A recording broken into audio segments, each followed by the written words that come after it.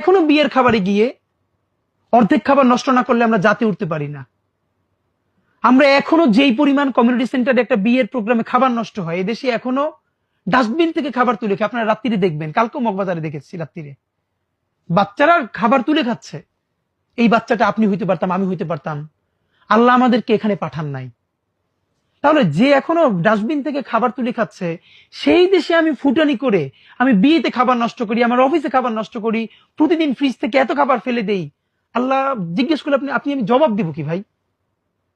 সুতরাং যতদিন না পর্যন্ত একটা ন্যূনতম অর্থনৈতিক মুক্তি মানুষের জীবনে ঘটবে, আমরা যত দিনের কথা বলি, ভালো কথা বলি, এগুলো তার জীবনে কোনো ভ্যালু অ্যাড করবে না। কারণ ক্ষুধার থেকে বড় দিন এই দুনিয়ায় নাই। আল্লাহ রাসূল এই জন্য চরম দারিদ্র থেকে নিজে পর্যন্ত আল্লাহর কাছে পানা চেয়েছেন। চরম দারিদ্র এমন জিনিস যে মানুষের ঈমান পর্যন্ত নষ্ট হয়ে যায়। সাহাবারা পর্যন্ত কষ্ট করেছেন, আর আমরা কি মানুষ বলেন? তো আমরা যে বৈষম্যহীন একটা ইনসাফের সমাজ তৈরি করতে চাই, সেই লড়াইয়ে কারো অনেক বড় কবি হয়ে উঠতে হবে, ইনসাফের কবি। কারো সাহিত্যিক, কারো ব্যবসায়ী, কারো বুদ্ধিজীবী, কারো রাজনীতিক। প্লিজ, আপনার যার যেখানে স্কিল আছে, আপনি যদি ভালো কবি হন, আপনি ইনসাফের রাষ্ট্রের জন্য একজন বড় কবি হয়ে ওঠেন।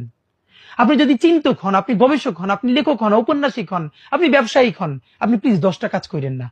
আমরা যে লড়াইটা করতেছি, আমরা কোনোটা ভালো করে করতে পারতেছি না। আমরা ছোট্ট একটা টিম, কিন্তু আমাদের অনেক কাজ।